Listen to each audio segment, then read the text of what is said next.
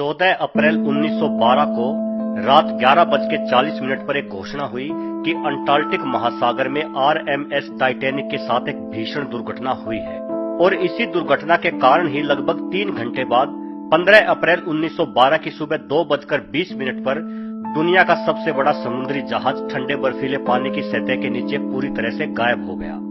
और टाइटैनिक अकेला नहीं डूबा बल्कि अपने साथ 1500 जिंदगियों को भी ले डूबा। बताया गया कि समुद्र में मौजूद एक हिमखंड यानी बर्फ के बहुत बड़े टुकड़े के साथ टाइटैनिक की टक्कर हुई, जिसके फलस्वरूप इसमें एक बहुत बड़ा छेद हो गया, जिससे जहाज के अंदर पानी भर गया और वो डूब गया। लेकिन जब टाइटैनिक का निर्माण किया गया था तो ये दावा किया जा रहा था कि ये अनसिंकेबल शिप यानी कि कभी न डूबने वाला जहाज है। तो फिर अपनी पहली यात्रा में हिमखंड से टकराकर इसके डूबने की बात आखिर कहां तक सच है? असल में शोधकर्ता टाइटैनिक के इतनी आसानी से डूबने की खबर को पूरी तरह से नकारते आए हैं। आज मैं इस वीडियो के जरिए टाइटैनिक के डूबने की पूरी सच्चाई आप लोगों को बताऊंगा। 46,000 टन वजन, 882 फीट लंबाई, 92 फुट चौड़ाई और 175 फीट ऊंचाई वाला टाइटैनिक इतना बड़ा था कि इसमें मौजूद हर कक्ष में घूमने के लिए आपको 2 सप्ताह लग जाएंगे। इसकी लागत $7.5 मिलियन थी। वर्तमान समय में मुद्रास्फीति को ध्यान में रखकर यह लागत $170 मिलियन यानी करीब 11,000 करोड़ रुपए बैठती है। इसको बनाने में लगभग 3,000 लोगों ने 2 सालों से भी अधिक समय तक मेहनत की थी। क्योंकि ये 20 मंजिला इमारत जितना ऊंचा था, इसलिए इसका निर्माण बेहद जोखिम भरा था। निर्माण के दौरान 8 मजदूर ऊंचाई से गिरकर मारे गए, जबकि 246 घायल हो गए। इतनी लागत के साथ बने इस दैत्याकार जहाज का एक बर्फ के टुकड़े से टकराकर डूबना निश्चित तौर पर एक अविश्वसनीय घटना है। जिस समय टाइटैनिक अपनी पहली और आखिरी यात्रा पे निकला तो एक पत्रकार ने उसकी फोटो ली थी। उस फोटो को देखने पर यह साफ साफ पता चलता था कि जहाज के एक तरफ एक काफी बड़ा सा काला निशान था। हालांकि उस समय इस बात पर ज्यादा ध्यान नहीं दिया गया, लेकिन बाद में शोधकर्ताओं ने खोजबीन की तो पता चला कि टाइटैनिक के रवाना होने से पहले उसमें रखे कोयले में आग लग गई थी। कमाल की बात यह है कि ये आग 3 हफ्ते तक जलती रही, लेकिन उस पर किसी ने ध्यान ही नहीं दिया। और इतना तो हम सभी जानते हैं कि आग में जलकर लोहा लाल रंग का और करीब 75% तक कमजोर पड़ जाता है। और ये बेहद दुर्भाग्यपूर्ण बात है कि वो हिमखंड टाइटैनिक के ठीक उसी हिस्से से टकराया जो हिस्सा आग में जलकर कमजोर पड़ चुका था। अगर समय रहते उस आग पर ध्यान दिया होता तो टाइटैनिक का डूबना असंभव होता। आग के कारण टाइटैनिक पे मौजूद अधिकतर कोयला जल चुका था और ये एक और संयोग था कि उस समय कोयले की खदानों में हड़ताल चल रही थी। इसलिए जहाज के मालिकों के सामने कोयले की आपूर्ति बेहद संकटपूर्ण हो गई थी, क्योंकि सारे टिकट पहले ही बिक चुके थे। ऐसे में मालिकों ने जहां से संभव हो सका कोयला खरीदा। यहाँ तक कि उन्होंने कुछ दूसरी समुद्री जहाजों की यात्राओं को रद्द करवाकर उनमें मौजूद कोयले को भी कई गुना अधिक दाम चुकाकर खरीद लिया। और इस तरह से टाइटैनिक अपनी पहली और अंतिम यात्रा के लिए इंग्लैंड से अमेरिका की तरफ रवाना हुआ। टाइटैनिक जहाज की भव्यता अविश्वसनीय थी। इसका इंटीरियर लंदन के रिट्ज होटल पे आधारित था। प्रथम श्रेणी की यात्रियों के लिए एक गर्म पानी के स्विमिंग पूल के साथ साथ एक शानदार जिम, टेनिस कोर्ट, महिलाओं के लिए ब्यूटी सैलून, यहाँ तक कि उनके पालतू कुत्तों के लिए भी एक अलग से आरामदायक जगह मौजूद थी। टाइटैनिक पर मेहमानों के स्वागत के लिए बियर और शराब की 20,000 बोतलें और 80,000 बेहद महंगे सिगार भी थे। लेकिन एक बेहद जरूरी चीज यानी दूरबीन नहीं थी। अब इससे ज्यादा दुर्भाग्यपूर्ण बात और क्या हो सकती है? असल में उन दिनों तक सोनार सिस्टम नहीं आया था। सोनार एक ऐसा सिस्टम होता है जो एक तरह की ध्वनि तरंगे लगातार छोड़ता है।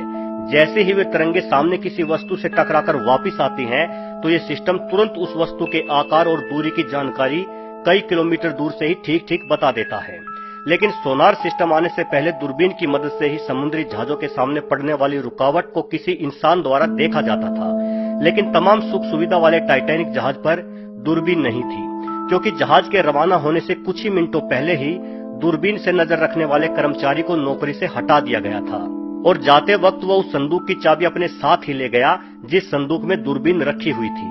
इसलिए उसकी जगह आए नए कर्मचारी को दूरबीन नहीं मिली तो मजबूरन उस बेचारे को अपनी नंगी आंखें ही फाड़कर आगे मौजूद बर्फ पर नजर रखनी पड़ी। दूरबीन न होने की वजह से ही उसे वो हिमखंड तब नजर आया जब वो कुछ 100 मीटर की दूरी पर ही रह गया था। अगर उसे दूरबीन उपलब्ध करा दी होती तो वो उस हिमखंड को कई किलोमीटर दूर से ही देख लेता और शायद टाइटैनिक उस दुर्घटना से बच जाता। अंटार्कटिक महासागर में सर्दियों के दिनों में बहुत सारे बर्फ के टुकड़े तैरते रहते हैं। जहाज के कप्तान एडवर्ड स्मिथ को टाइटैनिक के रास्ते में कम से कम 6 बड़े हिमखंड होने की चेतावनी मिली थी और उन्हें जहाज को धीमी गति से चलाने के निर्देश दिए गए थे। लेकिन एडवर्ड स्मिथ इतने विशाल जहाज के कप्तान बनने से बेहद घमंडी हो चुके थे और वे उस टाइटैनिक को सबसे विशाल जहाज होने के साथ साथ सबसे तेज जहाज का दर्जा भी दिलवाना चाहते थे। वो हर हाल में बहुत जल्दी से न्यूयॉर्क पहुंचना चाहते थे ताकि टाइटैनिक की प्रतिष्ठा के साथ एक और रिकॉर्ड जुड़ सके। अगर जहाज की गति थोड़ी धीमी रखी जाती तो देरी से ही सही टाइटैनिक अपनी मंजिल तक पहुंच जाता। कहा भी जाता है कि दुर्घटना से देरी भली। टाइटैनिक में यात्रियों की संख्या के हिसाब से कम 60 आपातकालीन नाव यानी लाइफ बोट्स की जरूरत थी, लेकिन इसके मुख्य डिजाइनर अलेक्जेंडर कार्ले ने इसे सिर्फ 48 बोट्स के साथ ही तैयार करने की योजना बनाई। लेकिन बाद में उन्होंने लाइफ बोट्स की संख्या सिर्फ 20 कर दी। लाइफ बोट्स की संख्या घटाने के पीछे वजह भी बड़ी अजीब थी। डिजाइनरों के अनुसार टाइटैनिक की चारों तरफ इतनी सारी बोट लटकाने से इसकी सुंदरता खराब होती है। जब एक यात्री ने पूछा कि क्या टाइटैनिक की सुंदरता लोगों की जान से ज्यादा कीमती है, तो अलेक्जेंडर ने हंसते हुए कहा था कि घबराइए नहीं, आप एक ऐसे जहाज में बैठे हैं जो कभी डूबेगा ही नहीं। लेकिन हुआ इसका उल्टा। हिमखंड के टकराने के बाद जब टाइटैनिक में छेद हुआ और तेजी से पानी अंदर घुसने लगा तो भी कैप्टन स्मिथ को यह यकीन नहीं हुआ कि ये जहाज डूब जाएगा। इसलिए पहली लाइफ बोट को रवाना करने में 1.5 घंटे का समय लगा दिया गया, जबकि यह काम मुश्किल से 10 मिनट का ही था। अजीब बात यह है कि जब पहली बोट रवाना हुई तो उसमें सिर्फ 27 लोग ही सवार थे, जबकि बोट में 65 लोगों की बैठने की जगह थी। क्योंकि कैप्टन स्मिथ की तरह ही जहाज में सवार लोगों को भी यह यकीन दिलाना मुश्किल था कि टाइटैनिक डूब जाएगा। उन्हें जहाज में रहने की बजाय बोट में बैठकर जाना ज्यादा जोखिम भरा काम लगा। इन सब के अलावा टाइटैनिक को डुबोने में जो आखिरी और सबसे घातक गलती हुई थी वो ये कि जब जहाज में पानी भरने लगा तो कैप्टन स्मिथ ने मजबूरन जहाज को रोक देना चाहा, लेकिन जहाज में मौजूद टाइटैनिक को बनाने वाली कंपनी के चेयरमैन ने टक्कर के बाद भी कैप्टन से जहाज को धीमी गति से आगे चलाते रहने की जिद की। क्योंकि टाइटैनिक की दुर्घटना की खबर मिलते ही एक दूसरा जहाज तेजी से मदद के लिए टाइटैनिक की तरफ दौड़ पड़ा था।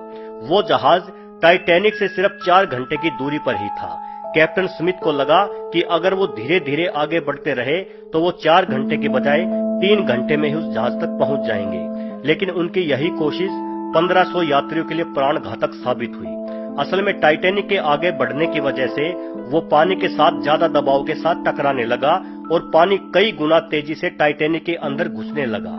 जब तक उन्हें अपनी गलती का एहसास हुआ तब तक जहाज के अगले वाले हिस्से में इतना पानी भर चुका था कि जहाज का वो हिस्सा पानी में डूबने लगा। ऐसे में सभी यात्री दौड़कर जहाज के पीछे वाले हिस्से में पहुंच गए। इसके बाद जहाज का अगला हिस्सा समुद्र में धंसने लगा और कुछ समय के लिए जहाज सीधा खड़ा होकर बीच में से टूट गया। लेकिन टूटने के बाद भी जहाज का अगला हिस्सा पूरी तरह से पिछले वाले हिस्से से अलग नहीं हुआ था। अगर ऐसा हुआ होता तो शायद जहाज के पिछले हिस्से पे मौजूद सभी यात्रियों को अपनी जान बचाने के लिए थोड़ा समय और मिल जाता। लेकिन जहाज का अगले वाला हिस्सा धीरे धीरे पीछे वाले हिस्से को भी लेकर समुद्र में सदा के लिए दफन हो गया और साथ ही दफन हो गई 1500 मासूम लोगों की जिंदगियां भी।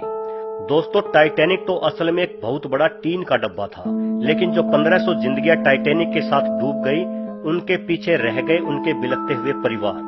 मरने वालों में अधिकतर मर्द थे, क्योंकि ज्यादातर औरतों को पहले ही लाइफ बोट के जरिए सुरक्षित टाइटैनिक से दूर कर दिया गया था। लेकिन वे सब औरतें अभी भी टाइटैनिक से ज्यादा दूर नहीं गई थी। उन सब ने अपने पति, बाप, भाई या बेटों को मरते हुए अपनी आंखों से ही देखा था। तो चलिए दोस्तों, इस वीडियो को अब यहीं खत्म करते हैं। अगर ये वीडियो आपको पसंद आई हो तो वीडियो को लाइक जरूर करना और मेरे चैनल को सब्सक्राइब भी जरूर कर लेना। धन्यवाद।